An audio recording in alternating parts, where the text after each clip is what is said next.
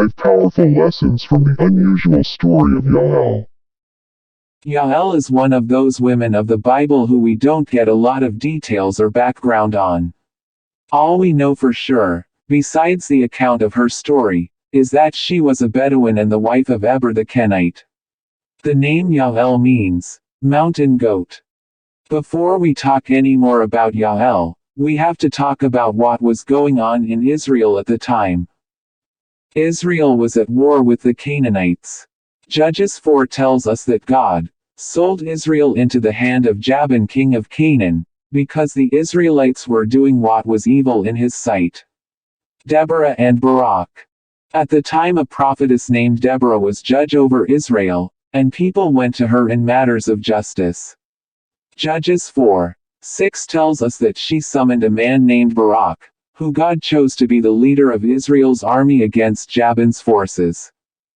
Sisera was the commander of the Canaanite army. He was a powerful and cruel man who oppressed the Israelites for 20 years. Deborah went on to tell Barak to gather his men for the battle, and Barak responded this way. If you will go with me, I will go, but if you will not go with me, I will not go. Judges 4:8. A woman to get the glory. Jael's violent victory.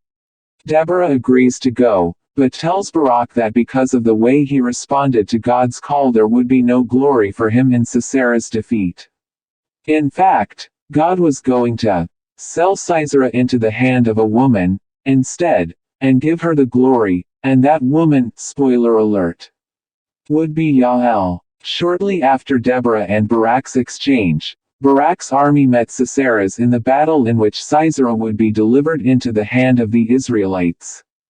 Sisera's army was quickly losing, so in one last-ditch effort to save his life Sisera got out of his chariot and fled on foot right to the tent of Jael.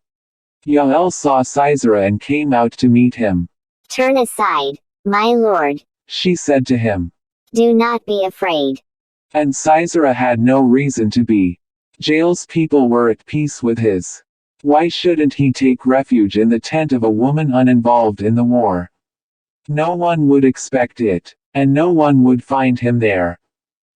Jael went on to show Sisera every possible kindness. She covered him with a rug to hide and comfort him. When he asked for water, she gave him milk, possibly to make him more sleepy.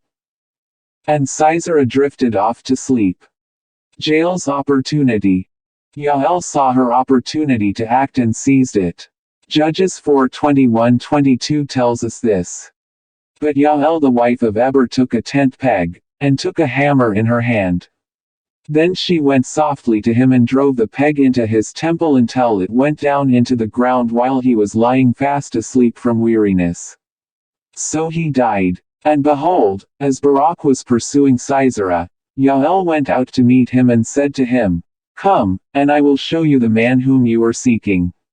So he went into her tent, and there lay Sisera dead, with the tent peg in his temple. The war wasn't won by this one deed, but this was the beginning of the end of the Canaanites' reign over Israel. So, what can we learn from this courageous woman's story?